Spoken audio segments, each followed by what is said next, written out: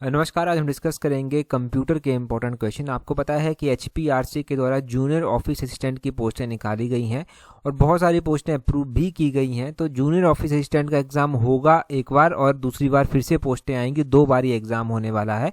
और बाकी के एग्ज़ाम में भी कंप्यूटर के क्वेश्चन पूछे जा रहे हैं, जैसे कि पटवारी में कंप्यूटर जो है स्पेसिफिक रूप से मेंशन है, पंचायत सेक्रेटरी में कंप्यूटर हो सकता है।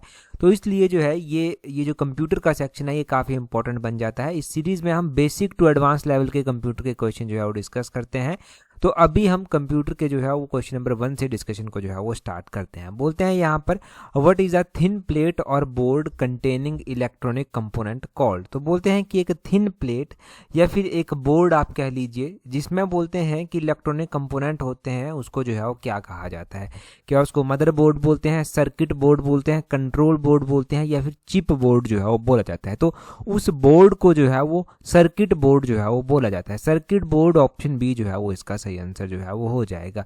एक टर्म कंप्यूटर में पीसीबी इस्तेमाल जो है वो होती है। तो कई बार पीसीबी का पूरा नाम पूछा जाता है। पीसीबी का पूरा नाम होता है printed circuit board. Printed circuit board इसका पूरा नाम होता है और ये क्वेश्चन पीसीबी की फुल फॉर्म एक एग्जाम में पूछी गई थी, ये भी आप ध्यान रखना। और आपको सर्किट बोर्ड का पता चल गया कि ये एक थिन प्लेट या बोर्ड की तरह होता है जिसमें इलेक्ट्रॉनिक कंपोनेंट जो है वो होते हैं। अगला क्वेश्चन देखिए क्या बोलते हैं। अगले क्वेश्चन में बोलते हैं यहाँ पर what is circuit board called that contain the CPU and other chips. तो यहाँ पर बोलते हैं कि एक सर्किट बोर्ड जिसमें सीपीयू होता है और बाकी की चिप्स भी जो है वो होती हैं, उसको क्या बोला जाएगा। तो ऊपर हमने पढ़ा इलेक्ट्रॉनिक कंपोनेंट वाला, ये यहाँ पर ऐसे बोलते हैं एक सर्किट बोर्ड की बात की गई है जिसमें जो है वो सीपीयू और बाकी की चिप्स होती हैं, तो उसको जो है वो मदरबोर्ड के नाम से जो है वो जाना जाता है। तो मदरबोर्ड ऑप्शन सी जो है वो सही आंसर हो जाएगा। यहाँ पर 2 चीज़ें आपकी क्लियर हुई, एक तो मदरबोर्ड का पता चल गया कि मदरबोर्ड जो है वो क्या होता है, दूसरा आपको जो है वो सर्किट बोर्ड का पता चल गया, तीसरा आपको पीसीबी का भी पता चला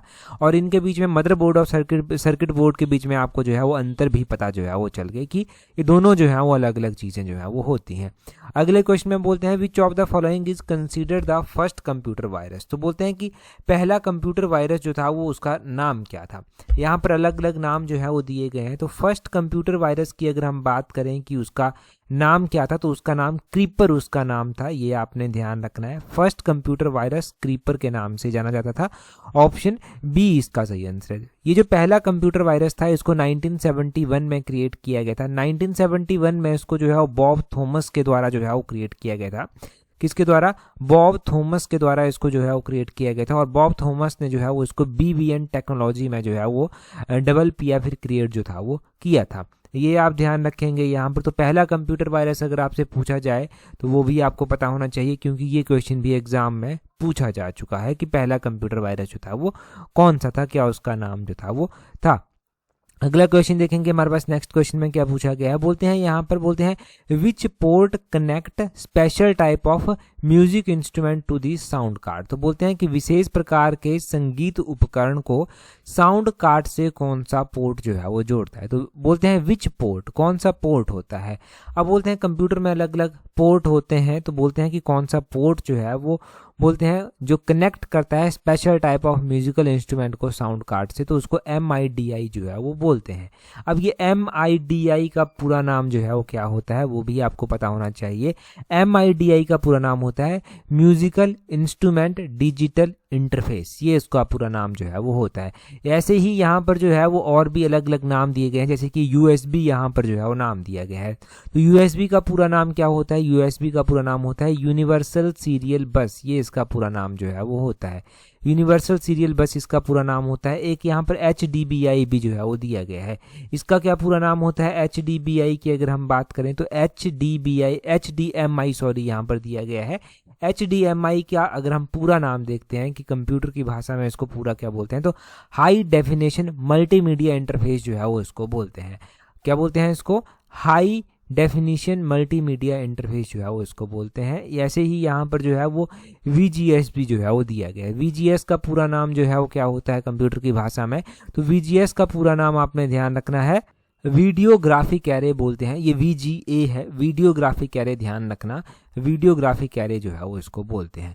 तो ये फुल फॉर्म भी एग्जाम में पूछ ले जाते हैं। अगला क्वेश्चन देखिए, बोलते हैं which was the first language developed for programming. तो बोलते हैं कि पहली लैंग्वेज जो प्रोग्रामिंग के लिए बनाई गई थी उसका नाम यहाँ पर जो है वो आपसे पूछा गया है। तो पहली लैंग्वेज जो प्रोग्रामिंग के लिए बनाई गई थी उसको जो है वो फोर्ट्रान के नाम से जाना जाता था। फॉर्मूला ट्रांसलेशन ऑप्शन सी जो है वो इसका सही आंसर हो जाएगा।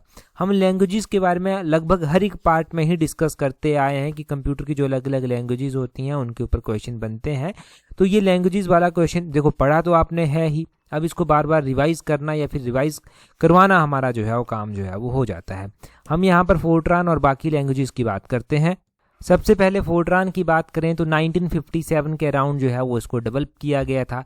1957 के अराउंड इसको जो है वो एक मैंने कहा कि इसको फार्मूला ट्रांसलेशन जो है वो बोलते हैं। फार्मूला ट्रांसलेशन इसको डेवलप किया गया था कैलकुलेशन के लिए, और ये जो है वो IBM में जो है वो डेवलप जो था वो की गई थी। वैसे ही यहाँ पर कोबोल भी जो है वो दिया गया है।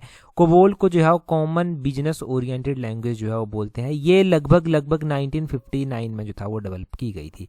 1959 में इसको लगभग जो है वो डेवलप किया गया था और ग्रेस हॉपर के द्वारा जो था वो इसको डेवलप किया गया था। यहाँ पर बेसिक भी ऑप्शन में दिया गया है। बेसिक का मतलब है beginners all purpose symbolic instruction code. ये 1964 में लगभग जो है वो डेवलप की गई थी। 1964 में बेसिक को जो है वो जॉन जी कैमने और थॉमस ई कुड्स के द्वारा जो है वो डेवलप किया गया था, ये ध्यान रखना है। और यहाँ पर जावा भी दिया गया है। जावा को लगभग 1995 में जो था वो डेवलप किया गया था। 1995 में इसको जेम्स गुसलिंग के द्वारा जो है वो सन माइक्रो सिस्टम में जो है वो डेवलप जो था वो किया गया था। तो ये आपने ध्यान रखना है। अब यहाँ पर आपके लिए क्वेश्चन क्या बनता है कि सी जो लैंग्वेज है, सी को जो है वो कौन से ईयर में किसके द्वारा और कहाँ पर जो है वो डेवलप किया गया था। चलो इतना तो आपका बनता है, ये आप कमेंट कर जो है वो जल्दी से जो है वो यहाँ पर बता दीजिए। अगला क्वेश्चन देखते हैं हमारे पास क्या बोलते हैं। अगले क्वेश्चन में बोलते हैं what is the pictorial representation of a C program call. तो बोलते हैं सी प्रोग्राम का जो चित्र के रूप में प्रदर्शन होता है उसे क्या कहते हैं। अब इसकी जो पिक्चर के रूप में रिप्रेजेंटेशन की जाती है, पिक्टोरियल जो है वो एक तरह से क्या है आप रिप्रेजेंटेशन, तो सी में उसको क्या बोलते हैं कि एल्गोरिदम, क्या फ्लो चार्ट, क्या कोडिंग, क्या डिबगिंग बोलते हैं। तो उसको फ्लो चार्ट जो है वो बोलते हैं। अगर आपने थोड़ा सा भी लैंग्वेज के बारे में पढ़ा है तो फ्लो चार्ट के बारे में आपको बेसिक पता होना चाहिए। इसमें भी अलग अलग तरह के सिंबल इस्तेमाल होते हैं।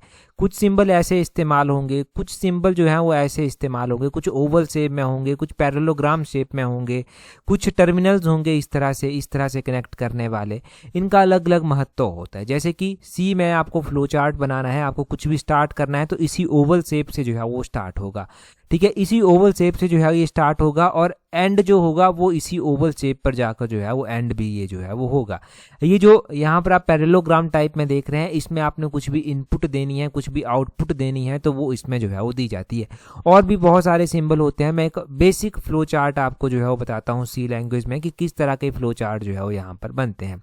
जैसे कि दो नंबर हैं आपके पास, उनका सम आपको डिस्प्ले करना है तो फ्लो चार्ट जो बनेगा पहले यहाँ पर सम इस तरह से आ जाएगा क्योंकि इनपुट देनी है। अब इनपुट देने के लिए पहले तो स्टार्ट करना है, आपको यहाँ पर सम लिख देना है। अब इनपुट देनी है तो पैरेललोग्राम में इनपुट दी जाएगी। यहाँ पर आप लिख दीजिए इनपुट वटएवर जो भी नंबर आपके पास होंगे। अब आपको यहाँ पर जो है वो सम लिखना है तो सम आप इस तरह से रेक्टेंगल में लिखेंगे कि सम ऑफ टू नंबर आपके पास x प्लस वाई कोई भी हो गए। अब आपको क्या करना है, डिस्प्ले करना है इनका सम। तो डिस्प्ले करने के लिए फिर से आपको यही पैरेललोग्राम टाइप में शेप देनी होगी। ये डिस्प्ले लिख देना है आपको, डिस्प्ले करो सम को और यहाँ पर सम आ जाएगा और यहाँ पर आप एंड कर सकते हैं इसको इस तरह से। तो इस तरह से ये एक फ्लो चार्ट बन जाता है। हाई टेक में और भी बहुत सारे फ्लो चार्ट बनते हैं। ये तो बेसिक एक सम का फ्लो चार्ट मैंने आपको बताया कि इस तरह से फ्लो चार्ट जो है वो बनते हैं। और फ्लो चार्ट किसको बोला जाता है वो भी आप समझ गए होंगे। आगे बोलते हैं an alternate name for the completely interconnected network topologies. तो बोलते हैं पूर्णतः परस्पर जुड़े हुए नेटवर्क टोपोलॉजी के लिए एक जो वैकल्पिक नाम है वो क्या है। अब देखिए अलग अलग तरह के नाम हैं। कोई मैश टोपोलॉजी है, कोई स्टार टोपोलॉजी है, कोई रिंग टोपोलॉजी है, कोई ट्री टोपोलॉजी है। मैंने पिछली बार भी इस टोपोलॉजी के बारे में आपको थोड़ा सा बताया था। एक बार फिर से इस टोपोलॉजी के बारे में जानिए कि बोलते हैं an alternate name for completely interconnected topology. पहले जानते हैं कि किस किस तरह की टोपोलॉजीज होते हैं, फिर आप खुद ही समझ जाएंगे इसका आंसर क्या होगा। देखिए सबसे पहले यहाँ पर एक मैश टोपोलॉजी दिया गया है, फिर स्टार टोपोलॉजी है, फिर रिंग टोपोलॉजी है, फिर ट्री टोपोलॉजी है।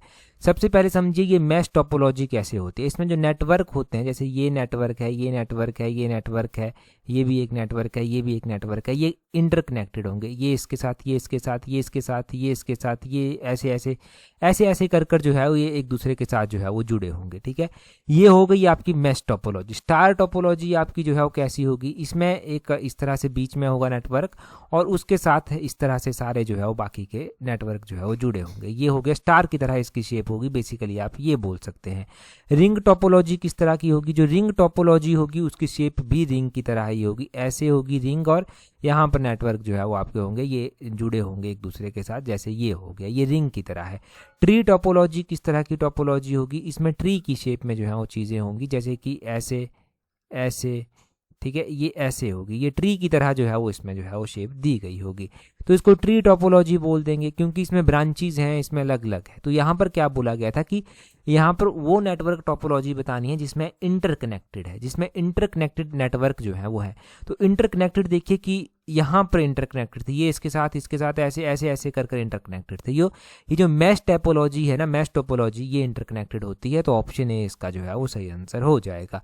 इतना ध्यान रखना था। अगला क्वेश्चन देखेंगे, परंतु अगर आप जूनियर ऑफिस असिस्टेंट के एग्जाम के लिए तैयारी कर रहे हैं और बहुत ज़्यादा सीरियस हैं इस एग्जाम को लेकर, तो आप हमारी टेस्ट शीट्स के साथ जुड़ सकते हैं, जिसका लिंक नीचे डिस्क्रिप्शन बॉक्स, कमेंट बॉक्स में जो है वो दिया गया है। देखिए, ये जूनियर ऑफिस असिस्टेंट का एग्ज़ाम एक अपॉर्चुनिटी है आपके लिए, क्योंकि इससे पहले भी एग्ज़ाम हुए हैं और लकीली जिन लोगों की यहाँ पर नौकरी लगी है उनके लिए बहुत ही गोल्डन चांस रहा है। उतनी पोस्टें ना कभी आई हैं ना कभी आ सकती हैं, वैसा ही अभी भी है, पोस्टें कम ही होंगी, डे बाय डे बढ़ने का नाम कुछ लगता नहीं है।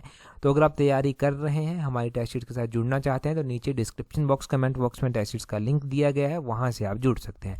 साथ में ही हमारी एक कॉम्प्रिहेंसिव टेस्ट सीरीज भी है, जिसमें हमने 2 एग्जाम यानी कि पंचायत सेक्रेटरी और पटवारी के एग्जाम को एक साथ जो है वो कवर किया हुआ है। अब इन दोनों ही एग्जाम के लिए अगर आप तैयारी कर रहे हैं तो इस टेस्ट सीरीज के साथ आप जुड़ सकते हैं। इस टेस्ट सीरीज का लिंक नीचे डिस्क्रिप्शन बॉक्स, कमेंट बॉक्स में दिया गया है। देखिए, ये थोड़ा हटके है टेस्ट सीरीज। अब इसका पैटर्न हमें पता है कि किस तरह के एग्जाम हो रहे हैं, और साथ में ही यहाँ पर बड़ी ही अहम बात क्या है, वो ये है कि यहाँ पर आपको 2 एग्जाम की तैयारी एक साथ करने का मौका जो है वो मिल जाएगा। तो इन दोनों एग्जाम के लिए अगर आप जुड़ना चाहते हैं तो कॉम्प्रिहेंसिव टेस्ट सीरीज के साथ जुड़ जाइए। जूनियर ऑफिस असिस्टेंट की टेस्ट सीरीज के साथ अलग से जुड़ना चाहते हैं तो उसकी टेस्ट सीरीज का लिंक अलग से दिया गया है। नीचे डिस्क्रिप्शन बॉक्स, कमेंट बॉक्स में टेस्ट सीरीज के लिंक है। अगला क्वेश्चन देखिए क्या बोलते हैं, for what is the computer language Fortran useful. तो फोर्ट्रान किसके लिए जो है वो इस्तेमाल होती है। फोर्ट्रान बेसिकली साइंस के लिए इस्तेमाल होती है, विज्ञान के लिए। तो ऑप्शन ए इसका सही आंसर है। फोर्ट्रान का मैंने पहले ही आपको बड़ा डिटेल से समझा दिया था कि कब ये डेवलप हुई, किसके द्वारा की गई, फोर्ट्रान का पूरा नाम क्या होता है। ठीक है, तो फोर्ट्रान के बारे में नहीं डाउट कोई रहना चाहिए आपके मन में। फोर्ट्रान के अलावा मैंने बाकी लैंग्वेजेस के बारे में भी बता दिया है। बेसिकली ये ना कैलकुलेशंस के लिए इस्तेमाल होती है। तो फोर्ट्रान एक तरह से गेमिंग तो नहीं हुई, और दूसरा ये जो है वो वेबसाइट क्रिएशन भी नहीं हुई, ग्राफिक डिज़ाइन के लिए भी ये नहीं हुई। तो ये साइंस के लिए ही, कैलकुलेशंस के लिए ही जो है वो इस्तेमाल होगी एज पर ऑप्शंस। अगले क्वेश्चन में बोलते हैं, for what is the computer language COBOL useful. तो कोबोल का नाम हमने जाना भी था कि कॉमन बिजनेस ओरिएंटेड लैंग्वेज इसको जो है वो बोलते हैं। तो कोबोल किसके लिए इस्तेमाल होगी, तो वो बिजनेस वर्क के लिए ही इस्तेमाल होगी, व्यावसायिक कार्यों के लिए ही इस्तेमाल होगी। ऑप्शन बी इसका सही आंसर हो जाएगा। तो कोबोल का आपको नाम से ही पता चलना चाहिए कि ये जो है वो कॉमन बिजनेस ओरिएंटेड लैंग्वेज है, जो कि 1959 में डेवलप की गई थी, ग्रेस होपर के द्वारा डिस्कवर की गई थी, और ये बिजनेस ओरिएंटेशन इनके बिजनेस के पर्पज से ही जो था वो बनाई गई थी। अगला क्वेश्चन देखिए क्या बोलते हैं। अगले क्वेश्चन में बोलते हैं, what type of code does machine language use. तो बोलते हैं कि मशीन लैंग्वेज जो होती है वो किस तरह के कोड का प्रयोग जो है वो करती है। तो देखिए, मशीन जो लैंग्वेज होती है वो बाइनरी कोड को बेसिकली जो है वो इस्तेमाल करती है। ऑप्शन सी इसका जो है वो सही आंसर हो जाएगा। बाइनरी कोड जो है वो कौन से हैं, ये 0 और 1 बाइनरी कोड जो है वो होते हैं। जितनी भी कैलकुलेशंस होंगी, जो भी चीज़ें बतानी है वो 0-1 में ही जो है वो बतानी पड़ेंगी। जैसे कि अगर हम डेसिमल से बाइनरी में नंबर को कन्वर्ट करने की बात करते हैं, तो डेसिमल तो अगर मान लीजिए आपके पास 0 है तो बाइनरी में भी उसको 0-0-0 ऐसे लिख देंगे। अगर 1 है आपके पास तो 1 को 0-0-0-1 कर कर लिख देंगे। 2 है आपके पास तो 0-0-1-0 लिख देंगे। 3 अगर आपके पास है तो 3 को लिखने का तरीका थोड़ा अलग होगा। 3 को 0-0-1-1 कर कर 3 हो जाएगा। ठीक है, इस तरह से 4 अगर आपके पास होगा तो 4 को 0-1-0-0 कर कर लिख देंगे। 5 होगा आपके पास तो 5 5 को जो लिखेंगे आप तो 0101 कर जो है वो लिख देंगे। और वैसे ही बड़ी बड़ी कैलकुलेशंस भी इसमें जो है वो कर दी जाती हैं। जैसे कि 15 है तो 15 को बाइनरी में किस तरह से लिखेंगे, 1111 कर जो है वो आ जाता है, ये 15 का जो है वो बाइनरी नंबर आ जाता है। तो और भी यहाँ पर जो है वो कैलकुलेशंस होती हैं जो हमने पढ़ा भी है पहले भी, ठीक है। यहाँ पर न्यूमेरिक कोड लिखा गया है, इसको काट दीजिए, यहाँ पर बाइनरी कोड जो है वो होगा, पीडीएफ में आपको सही कर दे दिया जाएगा। बाइनरी कोड जो है वो इसका सही आंसर जो है वो है, बाइनरी कोड जरूर ध्यान रखना आप, यही सही आंसर है। अगला क्वेश्चन देखिए क्या बोलते हैं अगले क्वेश्चन में बोलते हैं which is the most popular language for developing multimedia web pages, website and web based application. तो बोलते हैं कि मल्टीमीडिया वेब पेज, वेबसाइट और वेब आधारित एप्लीकेशन विकसित करने के लिए सबसे लोकप्रिय लैंग्वेज जो है वो कौन सी। तो सबसे लोकप्रिय लैंग्वेज जो आती है वो कौन सी आती है, तो ये जावा इसका सही आंसर होगा, ऑप्शन सी जो है वो सही आंसर है। जो आपके मल्टीमीडिया वेब पेज हैं, वेबसाइट हैं, वेब आधारित एप्लीकेशन है, वो जावा बेस्ड एप्लीकेशन में जो है वो होंगी। जावा इसका ऑप्शन सी जो है वो सही आंसर है।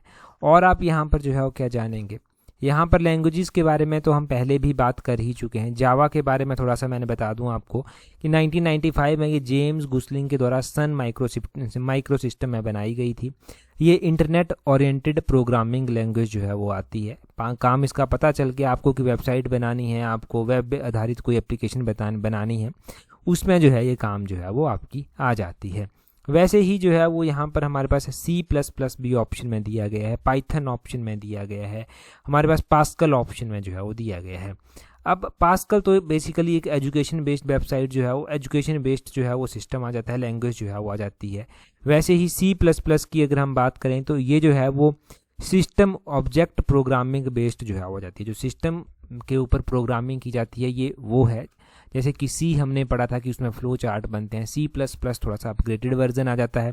पाइथन की अगर हम बात करें तो पाइथन का इस्तेमाल प्रोग्रामिंग के लिए किया जाता है। और पाइथन वैसे ये ऑटोमेशन के लिए, मशीन लर्निंग के लिए, वेब डेवलपमेंट के लिए ज़्यादा इस्तेमाल जो है वो की जाती है। अगला क्वेश्चन देखिए क्या बोलते हैं where is the operating system called Unix specially used. तो बोलते हैं कि ये जो यूनिक्स नामक ऑपरेटिंग प्रणाली है विशेष रूप से कहाँ पर इस्तेमाल जो है वो होती है। तो ये जो यूनिक्स नामक बोलते हैं, यूनिक्स नामक ऑपरेटिंग सिस्टम है, ये ज़्यादातर जो है वो वेब सर्वर्स में जो है वो इस्तेमाल होता है। देखो ये जो यूनिक्स नामक ऑपरेटिंग सिस्टम है ये आमतौर पर वेब सर्वर में इस्तेमाल होता है, परंतु यूनिक्स के बारे में ध्यान रखना है कि ये एक मल्टी यूज़र ऑपरेटिंग सिस्टम जो है वो आता है। मल्टी यूज़र ऑपरेटिंग सिस्टम जो है वो आता है और इसको डेवलप किया गया था AT&T बेल्स लैब में, ये आपने ध्यान रखना है। इसको जो है वो केन थॉम्पसन के द्वारा और डेनिस रिच्चे के द्वारा जो था वो डेवलप जो था वो किया गया था। तो ये यूनिक्स के बारे में बेसिक चीज़ें आपको पता चली। अगला क्वेश्चन देखिए क्या बोलते हैं what is the size of an IPv6 address. तो बोलते हैं कि एक IPv6 की बात यहाँ पर की गई है, तो इसका साइज जो है वो कितना होता है। तो इसका साइज 128 बिट्स जो है वो होता है, ऑप्शन सी जो है वो इसका सही आंसर हो जाएगा। वैसे ही एक यहाँ पर IPv4 भी जो है वो आता है, इसका साइज कितना होता है, तो इसका साइज 32 बिट जो है वो होता है। ठीक है, ये जो IPv4 है एक IPv6 है, तो इनके साइज दोनों के ध्यान रखने, एक का 32 बिट नंबर होता है, एक का 128 बिट नंबर होता है। और यहाँ पर यही बेसिक है इसके बारे में, बस इतना सा आप ध्यान रखिए। अगला क्वेश्चन देखिए क्या बोलते हैं which command in SQL is used to remove a table along with its structure. तो बोलते हैं कि SQL में किस टेबल को उसकी संरचना या फिर स्ट्रक्चर से हटाने के लिए जो है वो कमांड के रूप में उपयोग में लाया जाता है। तो वो एक ड्रॉप यहाँ पर जो है वो आता है, ड्रॉप, ऑप्शन सी जो है वो सही आंसर है। ड्रॉप कमांड जो है वो बेसिकली आती है। अब देखो ये जो SQL डाटा होता है ना, SQL में अलग अलग कमांड्स जो है वो आती हैं, तो वो सारी कमांड्स फिलहाल आपको याद करनी ही पड़ेंगी। SQL में कौन कौन सी कमांड्स आती हैं वो भी आप ध्यान रखिए। एक यहाँ पर पहले तो देखिए SQL में जो कमांड के टाइप्स आते हैं, यहाँ पर एक DDL टाइप आता है, एक DML इसका टाइप आता है, एक DCL आता है, DCL ध्यान रखिए, DCL आता है, और एक TCL भी जो है वो आता है। ये जो है वो आते हैं। DDL में अलग अलग तरह की कमांड जो है वो आती हैं, जैसे कि DDL में जो है वो एक ड्रॉप कमांड आपने पढ़ी, ये ड्रॉप कमांड जो है वो आती है। ड्रॉप के अलावा यहाँ पर एक क्रिएट कमांड भी आती है, क्रिएट करने के लिए क्रिएट कमांड आती है। एक एल्टर कमांड यहाँ पर आती है, ALTER, ये कमांड यहाँ पर आती है। एल्टर के अलावा यहाँ पर रीनेम कमांड भी जो है वो आती है, ये कमांड्स DDL में आती है। DML में और बहुत सारी कमांड्स आती हैं हमारे पास, जैसे कि सिलेक्ट हो गया, अपडेट हो गया, डिलीट हो गया, इंसर्ट हो गया, मर्ज हो गया, ये आती हैं। DCL में दो ही कमांड्स मुख्य रूप से जो है वो आती हैं। DCL में जो है वो एक ग्रांट कमांड आती है, GRANT ग्रांट कमांड, और एक रिवोक कमांड जो है वो आती है। ये दो कमांड यहाँ पर जो है वो आती हैं, ये जो है वो DCL में आती है। TCL भी एक आता है, TCL में जो है वो एक कमिट कमांड आती है, COMMIT। एक यहाँ पर रोल बैक कमांड जो है वो आती है, रोल बैक कर कमांड आती है, और एक यहाँ पर सेव पॉइंट कर कमांड जो है वो आती है। तो ये सारी की सारी आपको ध्यान रखनी है, क्योंकि इनके ऊपर क्वेश्चन बने हैं, आज से पहले भी बने हैं, आगे भी जो है वो क्वेश्चन यहाँ पर बनेंगे ही बनेंगे। ठीक है, तो ये आपने DDL, DCL और DCL, TCL इनके बारे में ध्यान रखना है। DDL का पूरा नाम डाटा डेफिनेशन लैंग्वेज होता है, DML का पूरा नाम डाटा मैनिपुलेशन लैंग्वेज होता है, और DCL का पूरा नाम क्या होता है, DCL का पूरा नाम डाटा कंट्रोल लैंग्वेज होता है, TCL का पूरा नाम ट्रांजैक्शन कंट्रोल लैंग्वेज जो है वो होता है। ठीक है जी, तो इस तरह से ये ध्यान रखना। अगला क्वेश्चन क्या बोलते हैं which protocol is used to securely transfer file over the internet. तो बोलते हैं कि इंटरनेट पर बोलते हैं सुरक्षित रूप से फाइल ट्रांसफर करने के लिए कौन सा प्रोटोकॉल इस्तेमाल जो है वो किया जाता है। तो यहाँ पर अलग अलग तरह के प्रोटोकॉल होते हैं। अगर आपको सिक्योरली कोई भी जो है वो ट्रांसफर करना है तो SFTP जो है वो इस्तेमाल होता है। SFTP का पूरा नाम क्या है वो भी हम जान लेंगे यहाँ पर। ये SFTP, इसका ऑप्शन सी सही आंसर है, और SFTP का पूरा नाम जो है वो क्या है। S स्टैंड फॉर SSH और FTP stand for file transfer protocol. वैसे तो देखो एक बेसिक क्वेश्चन बनता है कि कौन सा प्रोटोकॉल जो है वो इस्तेमाल होता है इंटरनेट पर transfer file from one node to another node. तो एक नोड से दूसरे नोड में ट्रांसफर करना है तो FTP इस्तेमाल हो जाएगा, FTP इस्तेमाल हो जाएगा, फाइल ट्रांसफर प्रोटोकॉल इस्तेमाल हो जाएगा। परंतु यहाँ पर पूछा गया है which protocol is used to securely transfer file over the internet. तो सिक्योरली के लिए जो है वो अलग से हमारे पास SFTP जो है वो सही आंसर इसका होगा। ये प्राइमरी प्रोटोकॉल है जो कि securely transfer file over internet के लिए जो है वो इस्तेमाल होता है। आगे क्वेश्चन में बोलते हैं which type of malware disguises itself as the legitimate software. तो बोलते हैं किस प्रकार का मालवेयर खुद को वैध सॉफ्टवेयर के रूप में जो है वो डिस्कस करता है, प्रच्छन्न करता है। तो ये जो है वो कौन करता है, ये ट्रोजन हॉर्स जो है वो करता है। ऑप्शन बी इसका सही आंसर है, ये तो याद रखने वाली चीज़ है। आगे बोलते हैं which network topology require a centre hub और स्विच। तो सेंटर हब हमने कहाँ पर बनाया था, सेंटर हब हमने जब स्टार टोपोलॉजी बनाई थी ना तब बनाया था। एक सेंटर हब बनाया था और वहाँ पर अलग अलग चीज़ें कनेक्ट थी। ठीक है, तो वो सेंटर हब स्टार टोपोलॉजी, इसका ऑप्शन सी जो है वो सही आंसर हो जाएगा। अगला क्वेश्चन में बोलते हैं विच डेटाबेस की uniquely identify each record in a table. तो हमने पिछली बार इन कीज के बारे में भी पढ़ा था। बोलते हैं कौन सी डेटाबेस कुंजी किसी टेबल में प्रत्येक रिकॉर्ड की विशिष्ट रूप से पहचान करती है। तो वो प्राइमरी की जो है वो करती है, ऑप्शन सी सही आंसर है। अगला क्वेश्चन देखिए कि इसके बाद अगला क्वेश्चन क्या है, बोलते हैं which protocol is used for sending mails between mail server. तो ये SMTP जो है वो इस्तेमाल होता है, SMTP इस्तेमाल होता है, इसका ऑप्शन बी जो है वो सही आंसर जो है वो हो जाएगा। SMTP इस्तेमाल होता है, और यहाँ पर देखिए SMTP का पूरा नाम होता है सिंपल मेल ट्रांसफर प्रोटोकॉल, ये इसका पूरा नाम जो है वो होता है। अगले क्वेश्चन में बोलते हैं विच device operates at the data link layer और द OSI मॉडल। तो बोलते हैं कि OSI मॉडल की डाटा लिंक लेयर पर कौन सा डिवाइस कार्य करता है। तो ये जो है वो स्विच कार्य करता है, स्विच इसका ऑप्शन सी सही आंसर हो जाएगा। हमारे पास कुछ वन लाइनर क्वेश्चन भी हैं, उनको भी देख लेते हैं। बोलते हैं किस प्रकार का मेमोरी मैनेजमेंट सिस्टम प्रोग्राम को फिजिकल मेमोरी की तुलना में बड़ा होने की अनुमति देता है। तो ये वर्चुअल मेमोरी जो है वो आता है। आगे बोलते हैं data link layer OSI model में डाटा की सबसे छोटी इकाई क्या है। तो फ्रेम्स सबसे छोटी इकाई जो है वो यहाँ पर आती है। आगे बोलते हैं वह कौन सा मेलवेयर है जो सिस्टम की फाइलों को एनक्रिप्ट कर देता है और उन्हें डिक्रिप्ट करने के लिए पैसे मांगता है। तो वो जो है वो रैंसमवेयर जो है वो आता है। आगे बोलते हैं यहाँ पर डिस्क शेड्यूलिंग में SSTF का पूर्ण नाम क्या है। तो उसका पूरा नाम शॉर्टेस्ट सीक टाइम फर्स्ट जो है वो इसका पूरा नाम आता है। ऐसी फुल फॉर्म्स एग्जाम में अक्सर पूछी जाती हैं। एसक्यूएल में डीएमएल के अंतर्गत आने वाली मुख्य कमांड्स कौन सी हैं? तो मैंने सारी कमांड्स आपको बताई थी, डीएमएल की भी मैंने आपको बताई थी। डीएमएल की जो मुख्य कमांड्स हमने पढ़ी थी वो इंसर्ट, अपडेट और डिलीट जो था वो हमने पढ़ी थी। ठीक है जी। अगर आप अभी भी ऊपर जाकर देखेंगे तो यहाँ पर मैंने ये बताया था आपको, यहाँ पर देखेंगे, यहाँ पर देखिए डीएमएल की कमांड्स मैंने बोलकर सारी कराई थी, और डीडीएल की हमने क्रिएट, अल्टर, ड्रॉप, ये सब जो है वो यहाँ पर पढ़ी थी। तो ये नोट करना इसलिए ज़रूरी है क्योंकि ऐसे क्वेश्चन बन जाता है। आगे बोलते हैं माइक्रो प्रोसेसर में प्रोग्राम काउंटर पीसी रजिस्टर बोलते हैं क्या कार्य करता है? तो ये जो है वो अगले एग्जीक्यूट होने वाले निर्देश का पता जो है वो रखता है। आगे बोलते हैं वो कौन सा नेटवर्क प्रोटोकॉल है जो डायनामिक रूप से आईपी एड्रेस असाइन करने के लिए उपयोग में किया जाता है? तो वो DHCP आता है, डायनामिक होस्ट कॉन्फ़िगरेशन प्रोटोकॉल जो है वो आता है। कंप्यूटर आर्किटेक्ट में पाइपलाइनिंग का मुख्य उद्देश्य क्या है? तो पाइपलाइनिंग का मुख्य उद्देश्य जो है वो इंस्ट्रक्शन थ्रूपुट जो है वो होता है, इन इंस्ट्रक्शन थ्रूपुट को बढ़ाना होता है। आगे बोलते हैं डेडलॉक को रोकने के लिए एल्गोरिदम का उपयोग किया जाता है, तो इसके लिए बैंकर्स एल्गोरिदम का उपयोग किया जाता है। IPv4 हेडर की न्यूनतम लंबाई कितनी होती है? यहाँ पर मिनिमम लंबाई पूछी गई है, मिनिमम लेंथ पूछी गई है हेडर की, तो वो 20 बाइट्स होती है। 20 बाइट्स होती है, ये ज़रूर ध्यान रखना आप, 20 बाइट्स होती है। इससे पहले जो हमने पढ़ा था वो हमने ये पढ़ा था कि IPv4 जो है वो 32 बिट वर्ड्स को जो है वो रिप्रेजेंट करता है। आगे बोलते हैं MS एक्सेल में किसी सेल को एब्सोल्यूट सेल रेफरेंस बनाने के लिए कौन सा सिंबल इस्तेमाल में लाया जाता है? तो MS एक्सेल में जो है वो डॉलर का साइन होता है। डॉलर का साइन जो है वो एब्सोल्यूट सेल रेफरेंस बनाने के लिए जो है वो इसका उपयोग जो है वो किया जाता है। तो डॉलर का साइन ज़रूरी है। और MS एक्सेल में जब हम कोई भी फॉर्मूला लिखते हैं तो वो कहाँ से स्टार्ट करते हैं वो आप कमेंट कर जल्दी से बताइए।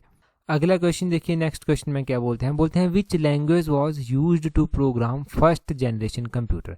तो बोलते हैं कि पहली जनरेशन के कंप्यूटर्स को जो है वो डिज़ाइन करने के लिए बोलते हैं विच लैंग्वेज वाज यूज्ड, कौन सी लैंग्वेज जो था वो इस्तेमाल हुई थी। 4 ऑप्शंस आपके पास दिए गए हैं, जल्दी से अपना आंसर कमेंट कर बताइए। टेलीग्राम पर अगर आपने अभी भी हमें ज्वाइन नहीं किया है तो टेलीग्राम पर ज्वाइन करने के लिए अपने टेलीग्राम से @allexam31 सर्च करना, आपको हमारा टेलीग्राम चैनल मिल जाएगा।